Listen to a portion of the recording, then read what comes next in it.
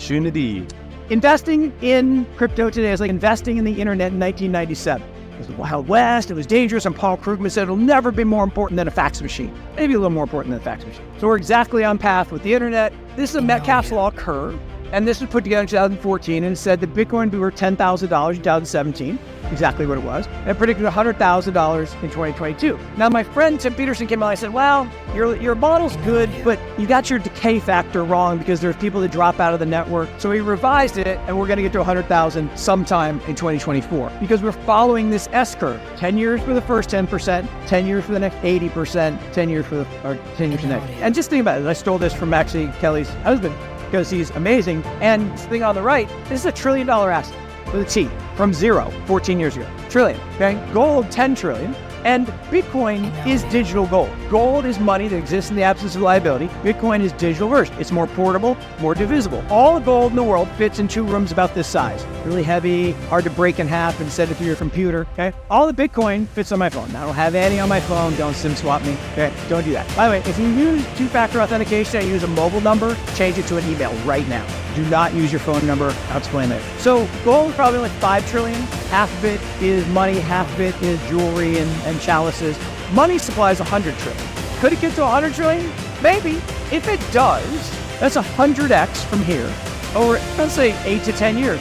Wouldn't you make that bet? Wouldn't you have some rather than zero? I would. So this is something about stock to flow. The more scarce an asset is, the more valuable it is. If you can print more money, it becomes less valuable. If I can't print more Bitcoin, I know exactly how many Bitcoin are going to be formed for the next 140 years.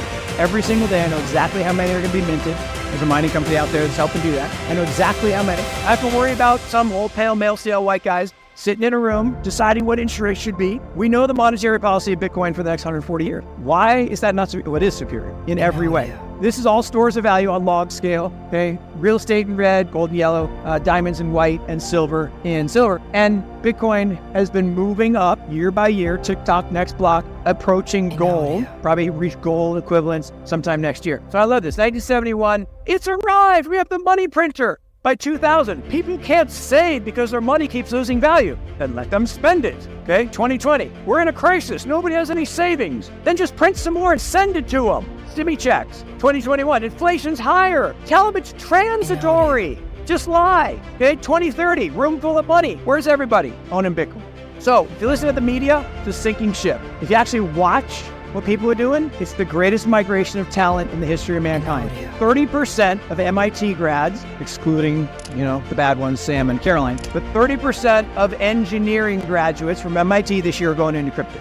The smartest people in the world, those smartest people in the world, right? They go anywhere they want. They're going into this space. It's the greatest migration of talent. I gave a talk in 2019, right before COVID lockdown, and this kid comes up to me afterward. I say kid affectionately. I mean, he's like as old as my son. He says, will you call my mom? You just said it's all good people going. She thinks I'm an idiot. I left this big law firm. So he called his mom and said, no, your son's not an idiot. He's doing really well. So exponentially, 10 trillion. We didn't print 1 trillion. We printed $10 trillion in the last 24 months. 10 trillion. Your stuff's not getting more valuable, the money's getting worse, okay? And here's the truth. Everyone says, stocks, Mark, you're wrong. Stocks are at all-time highs. Well, they were before this year. No, they're not. They're only at all-time highs because of money illusion. You believe they're at all-time highs because you price them in toilet paper, the American dollar. If you price it in money, gold, they're the same price as 1997. There's been no increase in the value of corporate America since 1997. It's all an illusion. 100% of it is created by debt because it's inflation. They told you that inflation is good for you. Inflation is theft. Inflation is unethical. On what planet is it good that after 30 years, half of your purchasing power is gone?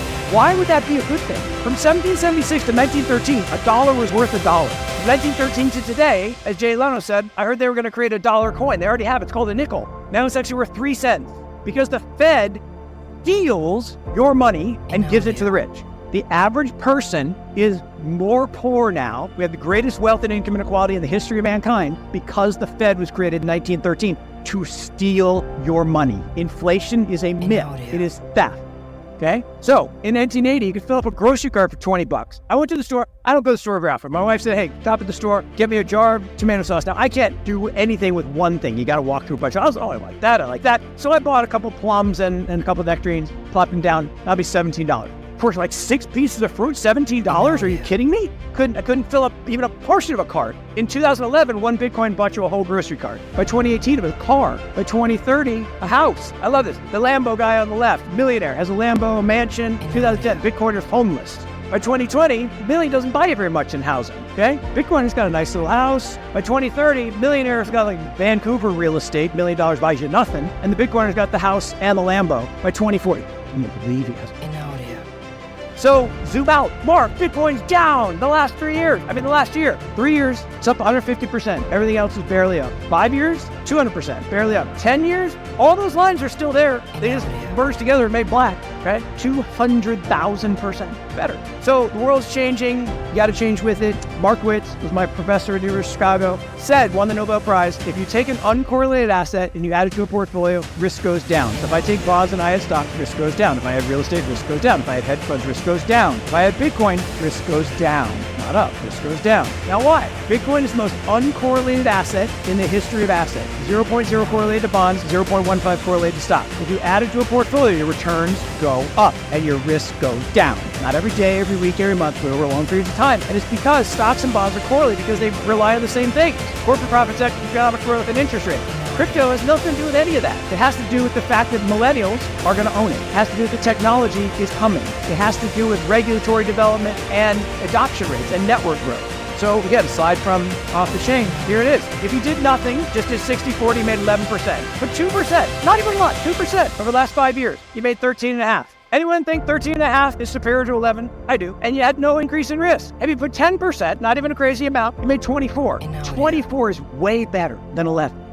It is. Now here's why we don't. Volatility. We're all afraid of volatility. Purple dot, Amazon. You all know Amazon's been a public company for 26 years. Every single year, including this year, every single year. So Amazon's had a double-digit drawdown every single year, including this year. The average is 31%. Think about that. Every year for 26 years, on average, if you held Amazon, you lost a third of your money. This year it's 49%. When was the right time to sell Amazon? That would be never. How many people bought it 26 years ago and hold it today? There's only 5 people in the whole world. Jeff, mom, dad, ex-wife, and Bill Miller. That's it. Everybody else couldn't handle the volatility. Bitcoin has the same volatility. For 14 years, it's compounded over 100% with 80 vol, but people can't handle the vol.